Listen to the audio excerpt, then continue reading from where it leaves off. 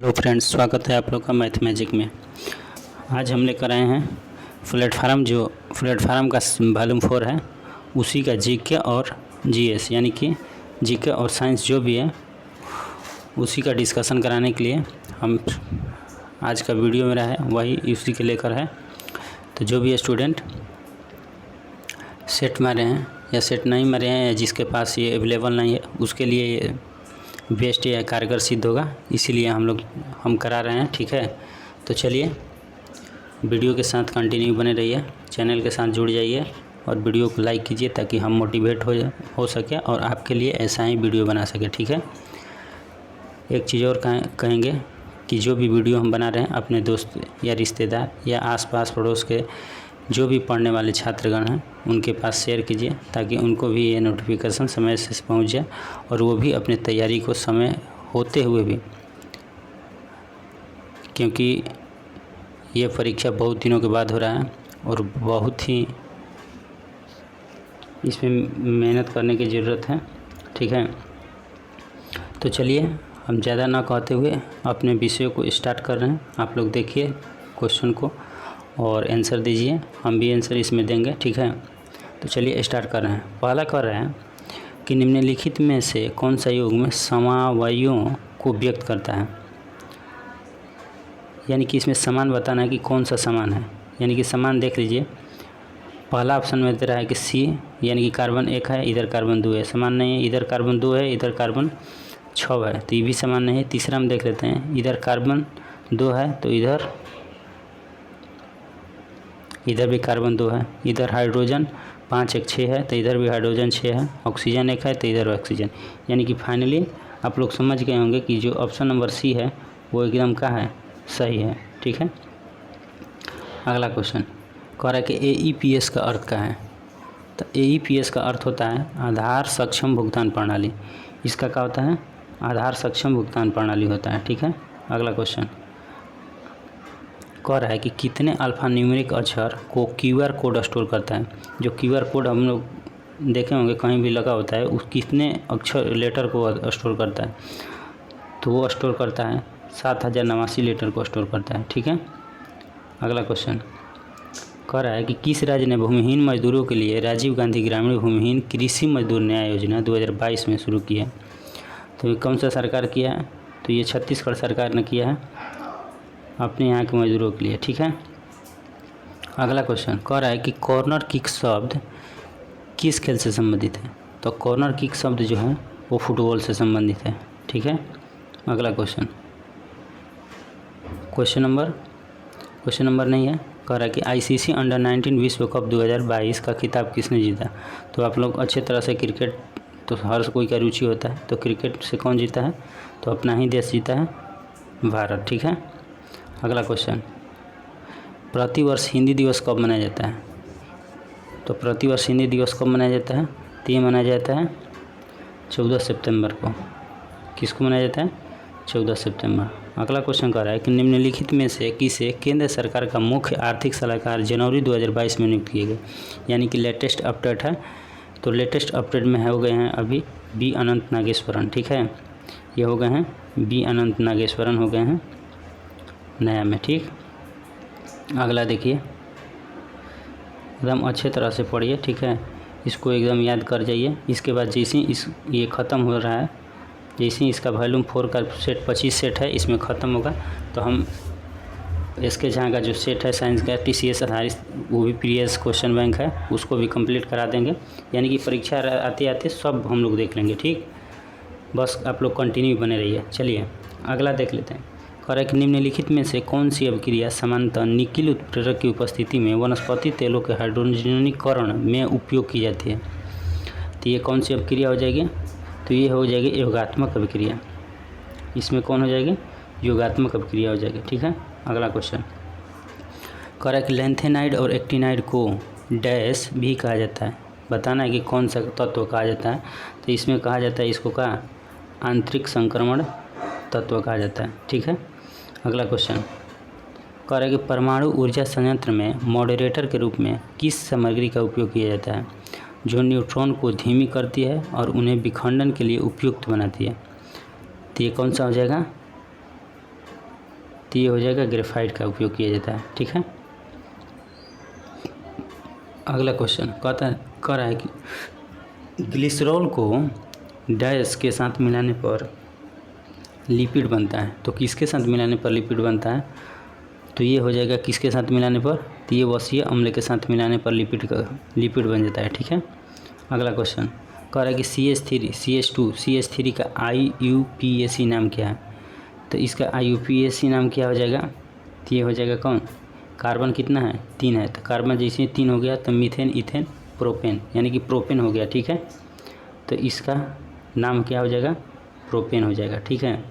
चलिए अगला क्वेश्चन कह रहा है कि Al की संयोजकता 3 एवं सल्फेट मूलक SO4 की संयोजकता 2 है, अतः एल्युमिनियम सल्फेट का सूत्र क्या होगा?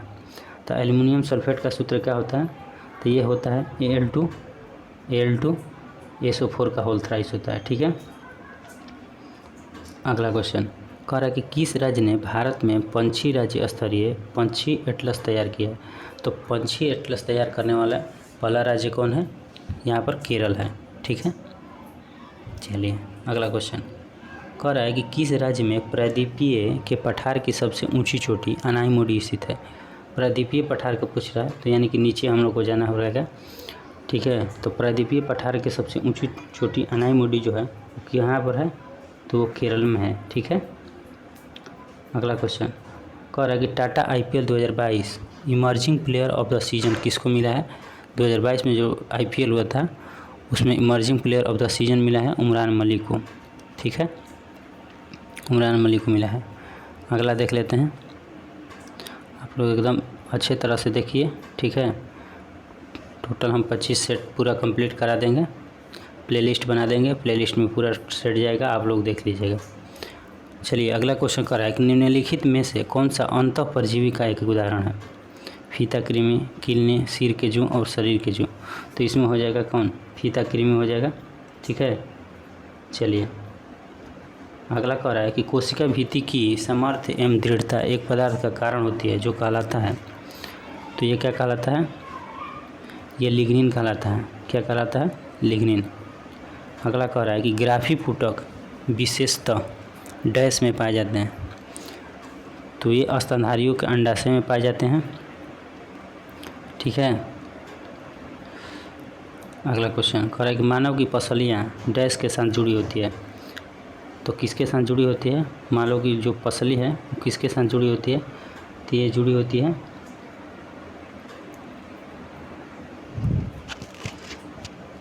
चलिए इलियम के। ठीक है। इलियम से जुड़ी होती है। ठीक है। कह रहा है कि कौन सा ग्रंथि कह रहा है कि कौन सा एक ग्रंथि नहीं है। ठीक है। कौन सा एक ग्रंथि नहीं है? तो कौन सा एक ग्रंथि नहीं है? अधिवृक्क है, जिगर है, पीयूष ग्रंथि है।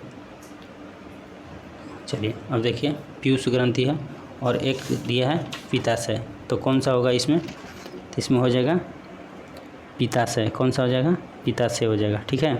अगला देख लेते हैं।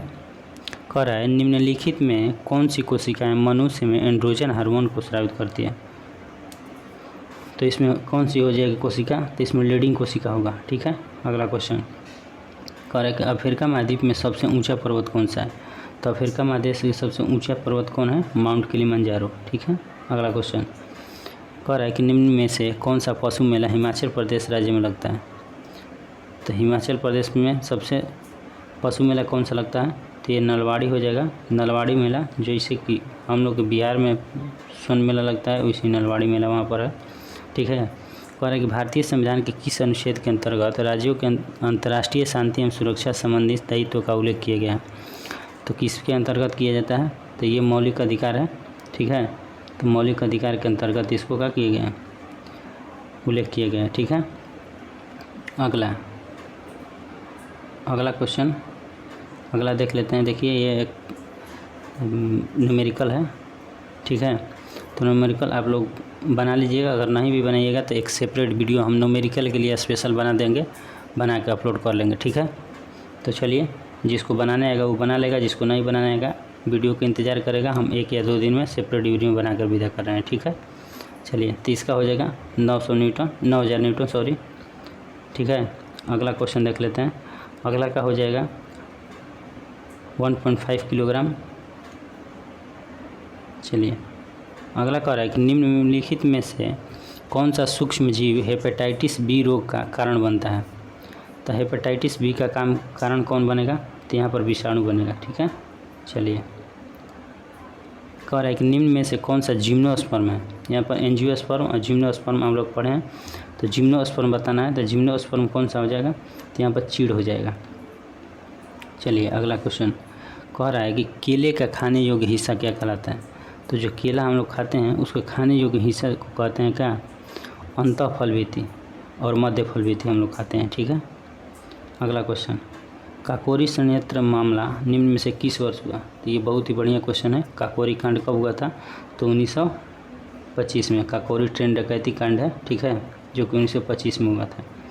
अगला क्वेश्चन कह रहा है ग्रेट बेयर कहा जाने वाला तारामंडल कितने चमकीले तारों से बना होता है। जो ग्रेट बेयर है तारा कितने चमकीलों से बना है, तो वो 7 चमकीलों से मिलकर बना है। ठीक है, 7 चमकीलों से मिलकर बना है। अगला क्वेश्चन कह रहा है कि भारतीय क्रिकेट बोर्ड ने भारतीय क्रिकेट टीम का अगला कोच निम्नलिखित में से किसे नियुक्त किए गए। तो अगला कोच पहले रवि शास्त्री थे, लेकिन अब अगला कोच कौन हो गए हैं, तो राहुल द्रविड़ हो गए हैं। ठीक है, चलिए अगला क्वेश्चन कह रहा है कि किसी ध्वनि का तरंग 20,000 हर्ट्ज है, तो ये बना लीजिएगा। ये 400 न्यूटन होगा। ऐसे हम सेपरेट वीडियो डालेंगे इसका बनाकर, ठीक ना, वीडियो डाल देंगे 1-2 दिन में। जितना भी न्यूमेरिकल है उसका वीडियो बनाकर डाल देंगे अलग से। ठीक, चलिए कह रहा है कि 12 किलोग्राम द्रव्यमान की किसी वस्तु का प्रारंभिक वेग इतना है, तो कितना होगा, तो इसका हो जाएगा कितना, 24 न्यूटन हो जाएगा। आगे देख लेते हैं। कह रहा है कि राणा प्रताप सागर बांध कहाँ स्थित है। तो राणा प्रताप बांध कहाँ स्थित है, तो ये राजस्थान में स्थित है। अगला क्वेश्चन कह रहा है कि नेशनल टाइगर कंजर्वेशन अथॉरिटी ने डैश के वनों में स्थित अभ्यारण्यों को 53वें बाघ आरक्षित क्षेत्र दर्जा दिया है किसको, तो ये दिया है, ये छत्तीसगढ़ को दिया है। किसको दिया है, तो ये छत्तीसगढ़ को दिया है। ठीक है, अगला क्वेश्चन कह रहा है कि वैश्विक सूर्य नमस्कार प्रदर्शन कार्यक्रम किस दिन आयोजित किया गया। तो आयोजित किया गया 14 जनवरी 2022 को। ठीक है, अगला क्वेश्चन कह रहा है कि तार और अन्य प्रतिरोध स्विच एक सेल के टर्मिनलों से मिलकर बने एक सतत धारावाही मार्ग जिसमें से होकर धारा प्रवाहित होती है, उसको क्या कहा जाता है। तो उसको क्या कहा जाता है, तो उसको कहा जाता है परिपथ। उसको क्या कहा जाएगा, परिपथ कहा जाता है। ठीक है, अगला क्वेश्चन कह रहा है किसी वस्तु का भार इसकी डैश के अनुक्रमानुपाती होता है। तो किसका अनुक्रमानुपाती होता है, तो ये होता है, ये जो द्रव्यमान है उसके अनुक्रमानुपाती होता है। ठीक है, अगला क्वेश्चन कह रहा है कि प्रति सेकंड इकाई क्षेत्र से गुजरने वाली ध्वनि ऊर्जा की मात्रा को क्या कहा जाता है। तो इसको कहा जाता है तीव्रता।